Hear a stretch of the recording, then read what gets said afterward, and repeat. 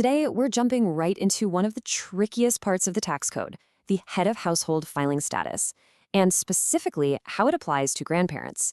It's a topic that's just packed with myths and some pretty serious traps that can get you into trouble with the IRS. So, have you heard this one? The rumor that a grandparent can file as head of household for a grandchild even if they don't claim them as a dependent. It sounds like some kind of secret tax loophole, doesn't it? A way to snag a bigger refund? Well, is it real? Let's find out. All right, let's pull the curtain back on this so-called loophole. We're going to see what the tax code actually says. First things first, what even is head of household? It's a special filing status the IRS set up to give a tax break to unmarried folks who are supporting a family. And the benefits are a really big deal. We're talking a much larger standard deduction and better tax rates than filing a single. Getting this right can literally save you thousands of dollars. Okay, so to even have a shot at head of household status, you have to pass 3 basic tests. Think of it like a checklist. First, you have to be unmarried or considered unmarried on the very last day of the year. Second, you have to prove you paid for more than half of all the household costs. And third, and this is the one where it gets complicated, you need a qualifying person living with you for more than half the year. Now this is where the plot really thickens. That loophole we keep talking about? It's not a loophole at all. It's actually a super specific detail buried deep inside the definition of a qualifying person, and the magic phrase you need to know is qualifying child.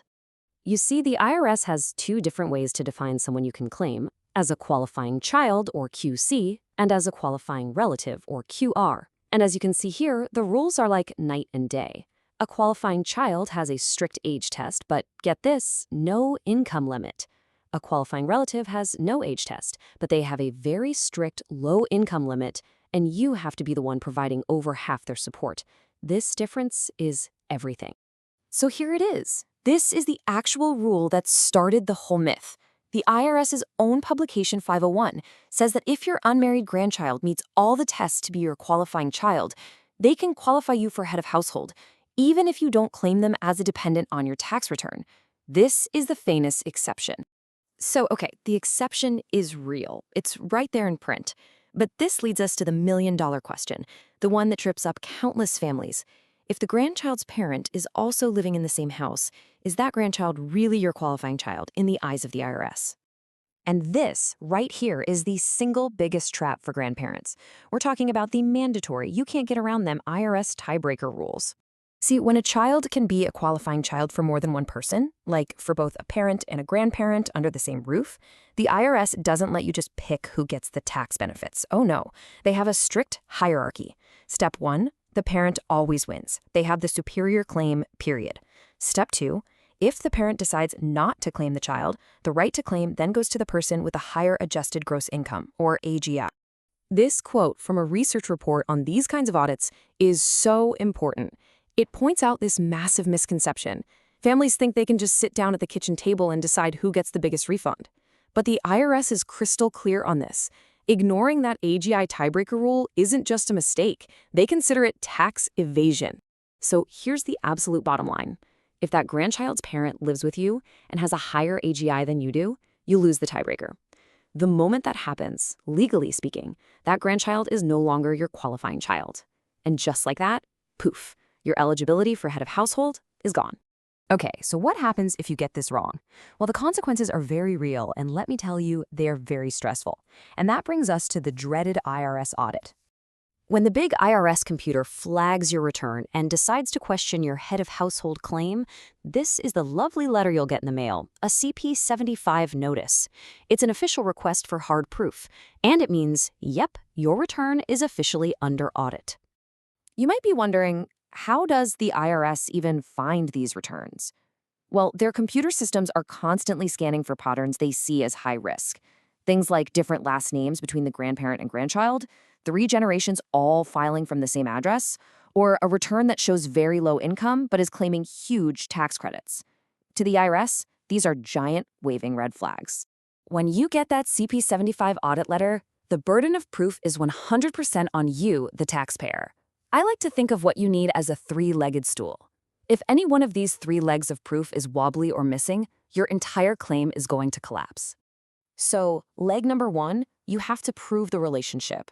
And just showing them the grandchild's birth certificate isn't enough. The IRS wants you to build a bridge of documents. You need the grandchild's birth certificate that shows the parent's name, and you need the parent's birth certificate that shows your name. That's how you prove the chain of relationship. Leg number 2, you have to prove residency. You have to prove that the child lived with you for more than half the year. And the IRS wants official third-party documents for this. We're talking things like school registration forms, vaccination records, statements from the pediatrician, that kind of stuff. A letter from your neighbor saying, yeah, the kid lives here is, unfortunately, just not going to cut it. And the third and final leg is all about the money. You have to prove you paid over 50% of the costs of keeping up the entire home. This is serious stuff. You'll need lease agreements, every single utility bill for the whole year, and bank statements or canceled checks showing that you were the one who paid them. It's a very high bar to clear.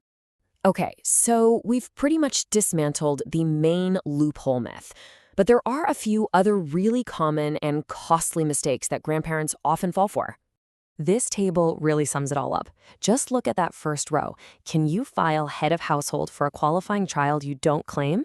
Yes, there's the exception, but look at that note in the last column. Only if you win the tiebreaker. Now, drop your eyes down to the third row. What if the grandchild is your qualifying relative? Can you use them for HOH if you don't claim them as a dependent? The answer is a hard no. A qualifying relative must be your claimed dependent for HOH purposes. And let's do a quick lightning round to bust 3 more. Myth number 1. A parent can just give their claim to a grandparent with a special form. Fact, that Form 8332 is only for divorced or separated parents. That's it. Myth 2. Your state's head of family rules are the same as the federal rules. Fact, federal rules are totally separate and way stricter. And myth 3. If a grandchild is a dependent on your health insurance, they must be a tax dependent. Fact, nope, the definitions are completely different worlds. These are all common, expensive traps. So if you remember just one thing today, let it be this. Your eligibility for head of household is not about some secret loophole. It's all about having a provable, legally superior claim to that grandchild as your qualifying child, a claim that can survive those tough tiebreaker rules.